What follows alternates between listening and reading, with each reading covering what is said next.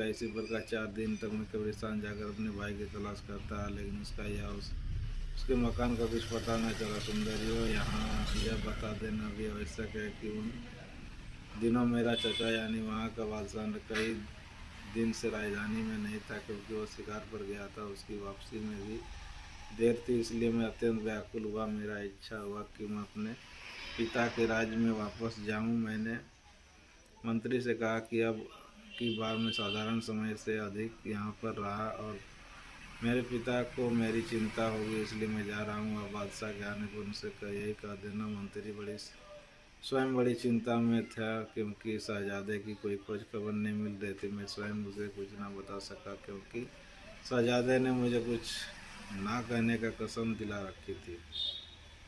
जब मैं अपने पिता की राजधानी में आया तो महल के चारों ओर सेना की बड़ी जमात देखी। सैनिकों ने मुझे देखते ही बंदी बना लिया। मैंने बिगड़ कर पूछा कि यह क्या करते हो? तो एक सरदार ने कहा, शहजादे, यह सेना तुम्हारी नहीं, तुम्हारे शत्रु की है। तुम्हारे पिता के मरने के बाद मंत्री ने तुम्हारे राज्य पर अधिकार कर लिया। उसने तुम्हें गिरफ्तार करने की आज्ञा दी और कहा है कि तुम जहाँ भी मिलो तुम्हें पकड़ लिया जाए। अब तुम हमारे भाग्य से स्वयं ही हमारे पास आ गए। यह कहकर वह सरदार मुझे अत्याचारी मंत्री के पास ले गया, जो अब राजा सिंहासन पर बैठा हुआ था। मुझे कितना दुख और कितनी गिलानी हुई होगी यह आसानी से समझा जा सकता है। वह दुरात्मा आरंभ ही से मेरा शत्रु था। उसका कारण यह था कि बचपन में मुझे गुलेल चलाने का बड़ा शौक था। एक दिन मैं महल की छत पर गुलेल लिए खड़ा था और एक चिड़िया सामने से उड़ती हुई निकली। मैंने गुलेल से उस पर पत्थर मारा। स्वयं संयोगवश वो पत्थर का टुकड़ा उसी मंत्री की आंख पर लगा, क्योंकि वह भी अपने निकटवर्ती बंद को छत पर टहल रहा था। उसकी आंख फूट गई। मुझे मालूम हुआ तो मैं स्वयं उसके पास गया और अनजाने में अपराध के लिए उससे क्षमा मांगी। वह कुछ बोला नहीं, किंतु उसने मुझे कभी क्षमा नहीं किया और बराबर इस ताक में रहता था कि कब अवसर पाए और मुझे से बदला ले। इसलिए जब मुझे असहाय और सख्त देखा तो पुरानी बात याद करके क्रोध में भरकर सिंहासन से उतरा और झटपट मेरे पास आया और मेरी दाहिनी आंख में उंगली घुसेड़ दी।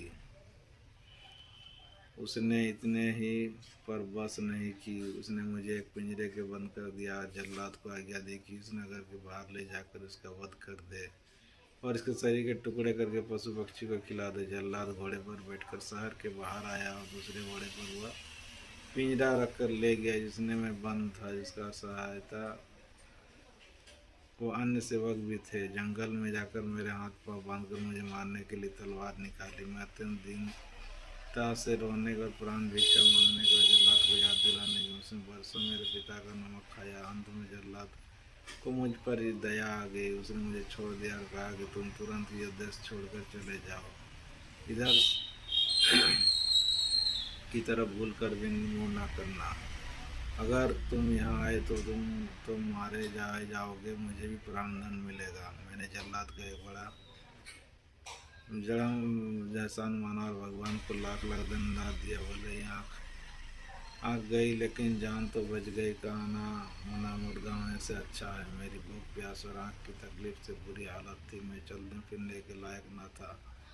दिन में जंगल की झाड़ियों में छुपा रहा, रात में अनजान रास्तों पर धीरे धीरे चलता हुआ कई दिन तक अपने चाचा की राजधानी पहुंचा। जब मैंने चाचा को अपनी तलवार का पूरा हाल बताया तो इसे पछाड़ खाने का बोला, मुझसे अधिक अभागा कौन होगा अपने लापता को उनके